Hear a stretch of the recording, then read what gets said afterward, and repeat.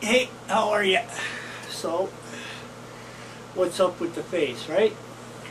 Well, let's start out with 2007. I went to a doctor for a nasal infection. For 2 years I saw him. He treated me for nasal infection that we thought. Then in 2009 he said, oh no.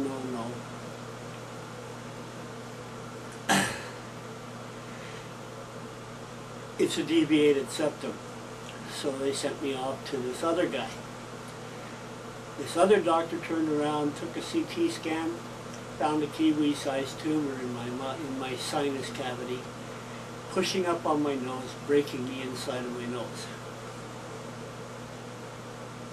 Subsequently, I was referred to the Tom Baker Cancer Clinic, where I had a biopsy done and found out I had high-grade mucoepidermoid carcinoma. High-grade.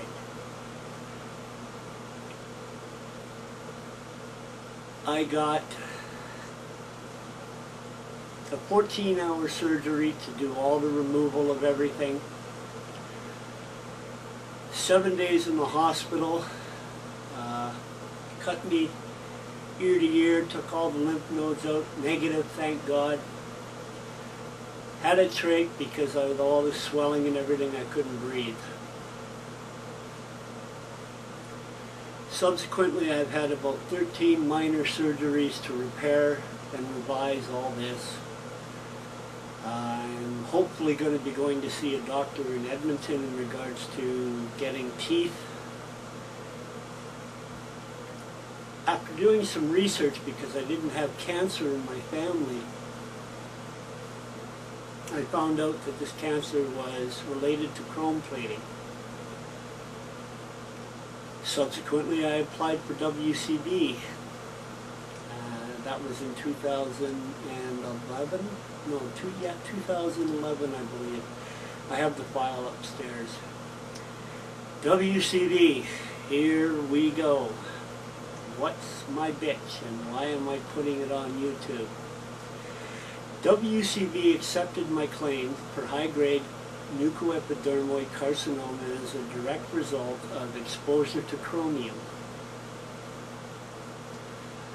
Initially, they sent me $1,000 to cover somebody to shovel my sidewalk and do lawn maintenance.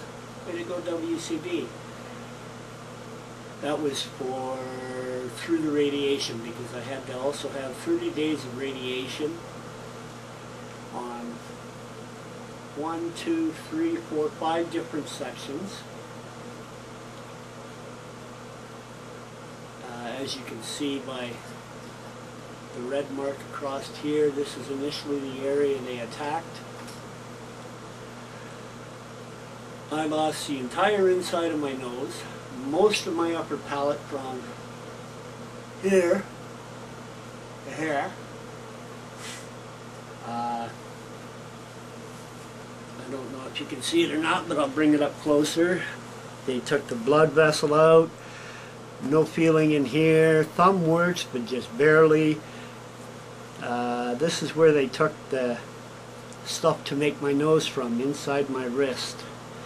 You see the hole there? That's where everything's gone. They also took a 10 centimeter swath of bone to initially hold up my nose, which died off because of the radiation. WCB got all this information.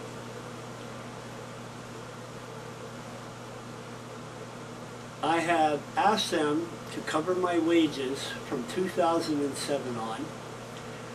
I was working at the time, but I could only put in a couple hours a day.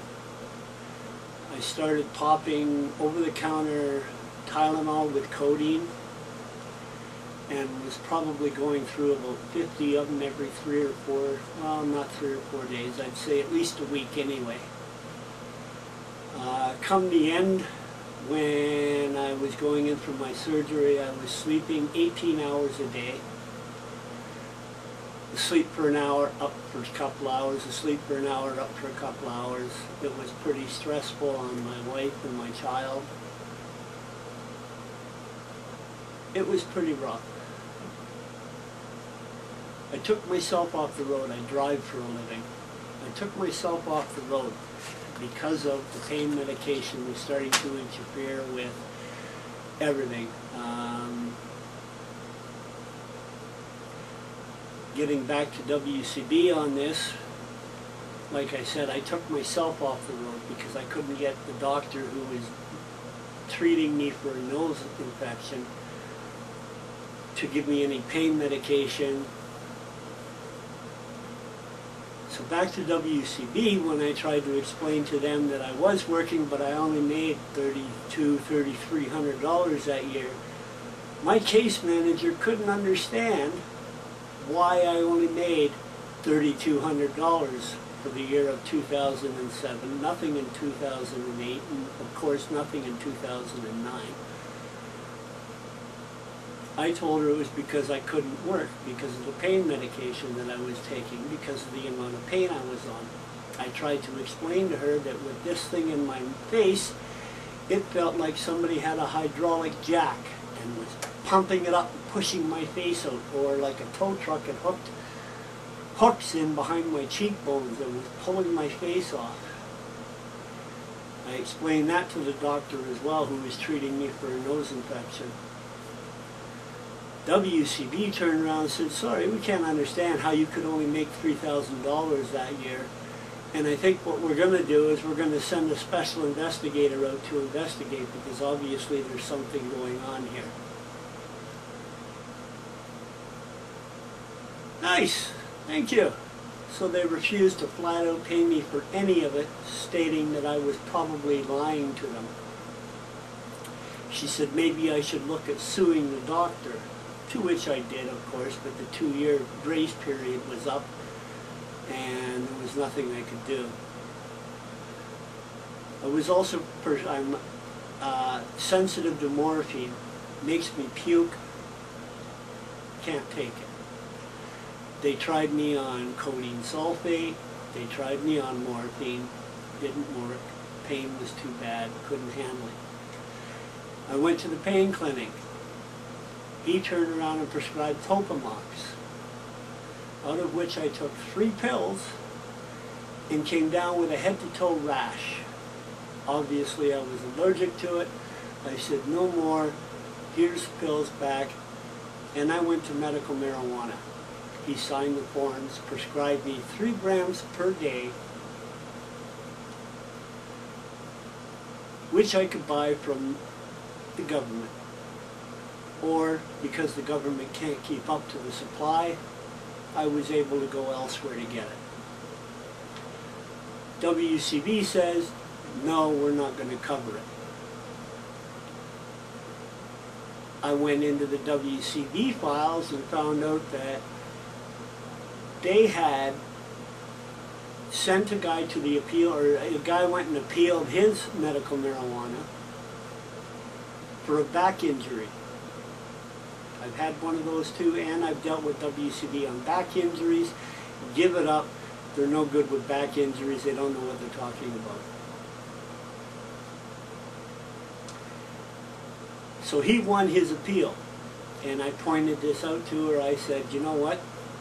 Medical marijuana was granted for a guy with a back injury. Whether that's listed as far as the government of Canada, the medical marijuana division, whether they use that in their guidelines, I don't know. For pain, yes, I could see why. Flat out denied. She didn't want anything to do with it, and she specifically told me, because we can't control it. I'm entitled to grow 12 plants, which I don't do. I am entitled to 3 grams per day from a doctor prescribed. WCB says no. So they're not covering the medication of my choice, which is my right. and they refuse to flat out pay me any money in regards to that. Now they are sending me to NELP for a NELP assessment. NELP is a non-economic loss payment. They've already granted me 5% of that and sent me a check for $4,100. Thank you very much. However, I want to know why, when they want to get you in to see a doctor so that they can push you back to work, it'll happen the next day, if not within the week. My NELP payment assessment, however, so far has taken a month and a half, and they still haven't even gotten back to me with a possible date. They're telling me, oh no, you're going to hang on till April. Now I can understand that this file is pretty complex.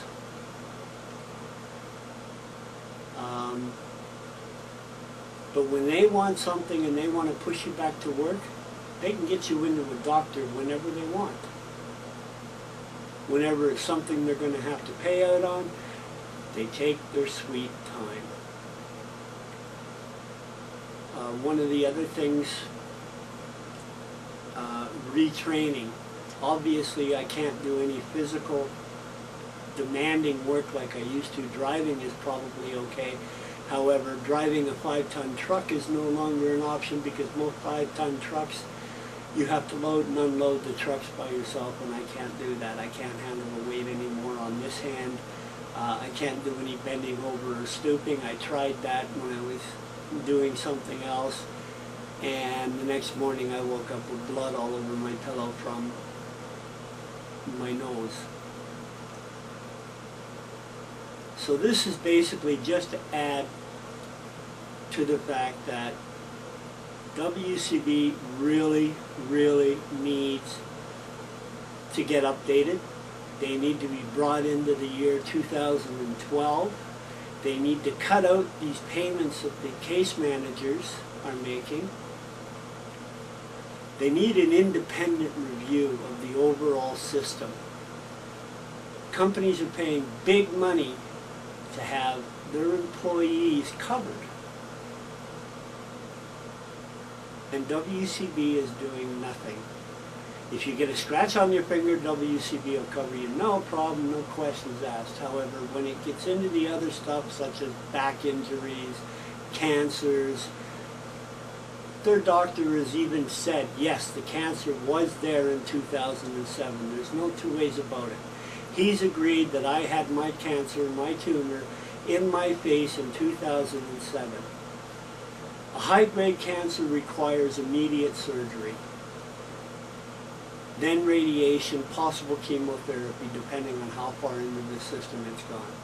So therefore, if they had diagnosed my cancer in 2007, I would have gone straight from the doctor's office to the hospital, laid down on the table, and they would have cut my face open, much the same as they had to do this time. They say no.